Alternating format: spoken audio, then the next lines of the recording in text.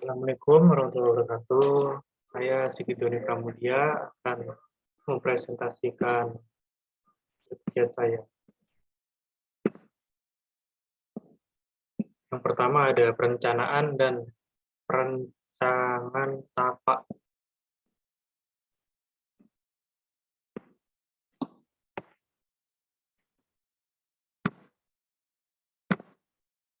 Yang pertama residensi tanaman lingkungan, wilayah tapak. Nah, wilayah tapak, lokasi tapak itu berada di wilayah kampus Politeknik Negeri Jember di Jalan Masrib, Kerajaan Timur, Sumbersari, Kecamatan Sumbersari, Kabupaten Jember, Jawa Timur yang terletak astronomis 113 derajat 30 sampai 113 derajat 45 bujur timur dan seterusnya. Di Desa Sumbersari memiliki suhu udara yang sedikit panas berkisar 21 derajat Celcius sampai 34 derajat Celcius. Next, perencanaan tapak. Luas tapak 2.666.546 meter persegi. Ukurannya 16,87 meter dikali 15,8 meter. Pemilik yaitu kampus sendiri Politeknik Negeri Jember. Untuk gambar tapak secara digital, lokasi tapak digambar secara digital menggunakan aplikasi real-time landscaping AsiTest.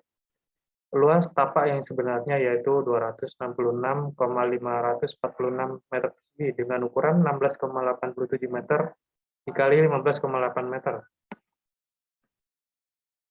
Kemudian ada analisis simetris data di dalam tapak, yaitu ada tanah, vegetasi, tata hijau, hidrologi, iklim, topografi, visual, sensori, satwa, tata guna lahan.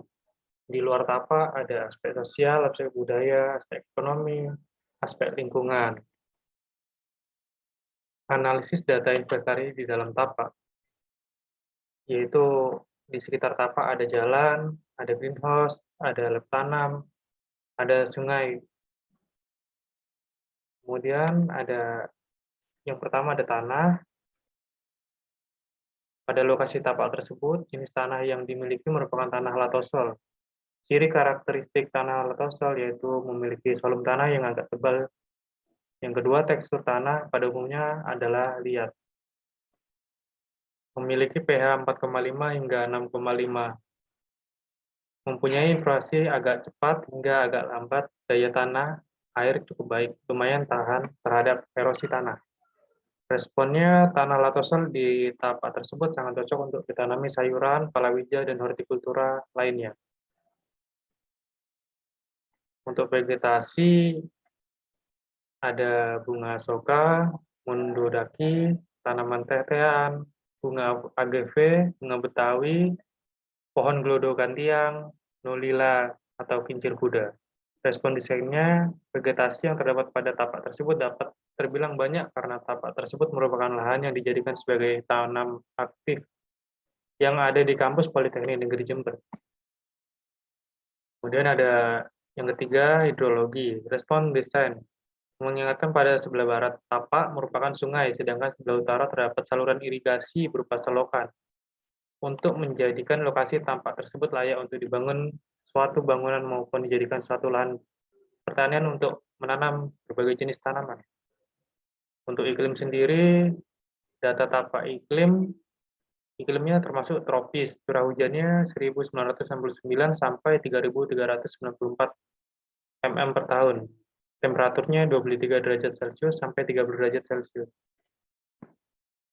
Sampai kondisi tapak merupakan akan dapat mendapatkan asupan matahari yang sangat besar di kondisi pagi dan siang. Iklim di Kota Jember adalah iklim tropis dengan musim kemarau terjadi pada bulan Mei sampai bulan Agustus dan musim hujan terjadi pada bulan September sampai bulan Januari.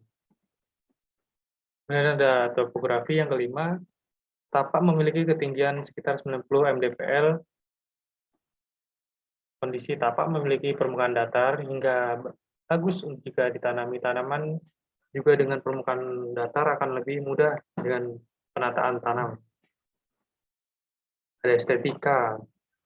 Pada lokasi tapak, keindahan yang dapat dilihat yaitu satu, jika memandang ke arah selatan, kita dapat melihat bangunan laboratorium tanaman yang terdapat banyak bunga di depannya.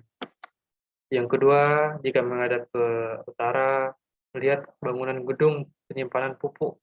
Yang ketiga, jika menghadap ke arah timur, akan melihat greenhouse yang di dalamnya terdapat banyak tanaman yang dipelihara. Yang keempat, jika terhadap memandang arah barat, kita dapat melihat aliran sungai dan bangunan laboratorium bersainis.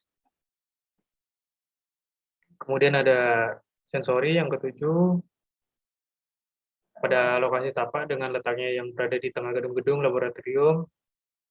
Yang kedua, bau yang dihasilkan di sekitar tapak bersalur dari air sungai yang tercemar oleh sampah. Salah satu cara untuk meredam kebisingan pada lokasi tapak yaitu menambah beberapa tinggi di sekitar tapak, sedangkan untuk mengurangi bau tidak sedap yang ada di sekitar tapak yaitu dengan cara menanam tanaman yang memiliki bau harum. Untuk yang selanjutnya, nomor 8 ada satwa. Karena lokasi tapak yang berada di tengah-tengah gedung laboratorium sehingga tidak banyak satwa yang berada di sekitar tapak. Yaitu ada kupu-kupu, belalang, dan ada kodok. Tata guna lahan tapak pada saat ini difungsikan sebagai tanam aktif, namun masih kurang perawatan, di mana banyak elemen hardscape yang sudah rusak seperti pergola, paving, kastin air, dan wastafel, sehingga diperlukan adanya perbaikan dan pengembangan agar tapak menjadi tanam yang lebih fungsional. Analisis data inventaris di luar tapak.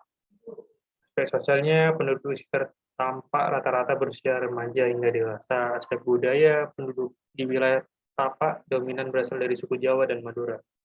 Aspek ekonomi, pendudukan sekitar tapak dominan berfungsi sebagai pegawai, karyawan, dan mahasiswa.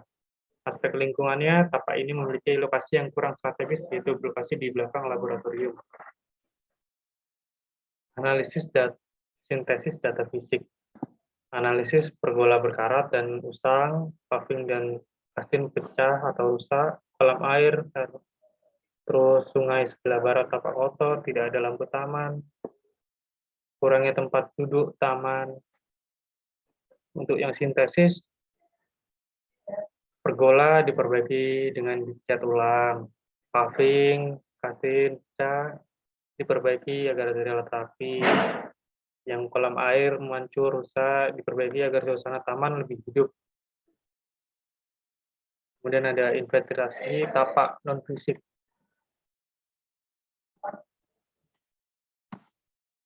Data potensi, sirkulasi, dan lebar jalan. Seperti ini, Jalan Sultan Agung ini ada di timur Politeknik. Dan ada di barat Politeknik, ada Jalan Bondowoso Jember.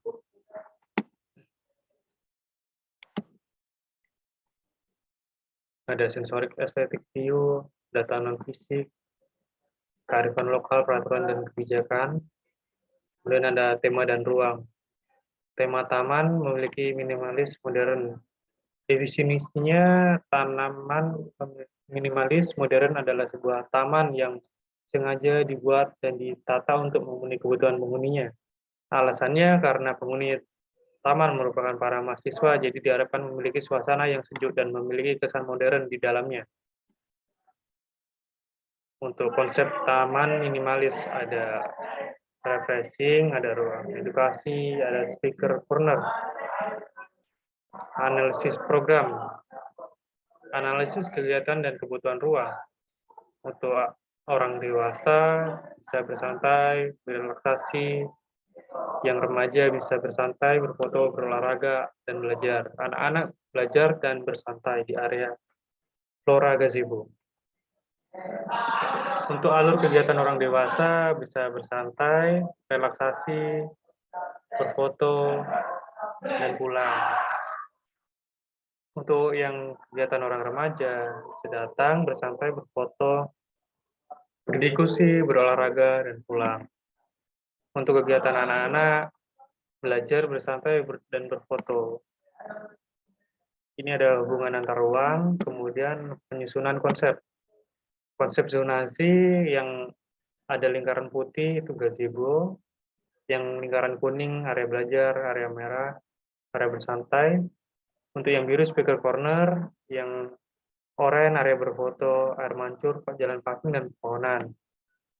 Konsep sirkulasinya masuk lewat dari sebelah kiri ya, dan untuk akses keluar dari bawah di gambar ini. Konsep utilitas ada lampu taman, lampu ruangan, panel listrik, stop kontak, tempat sampah, jaringan wifi, dan wastafel. Konsep vegetasinya pepohonan, akan ditanami tanaman bougainville di sekitar kolam, akan ditanami semak pagar, akan ditanami tanaman bunga untuk menambah nilai estetik. Terima kasih, sekian dari saya. Wassalamualaikum warahmatullahi wabarakatuh.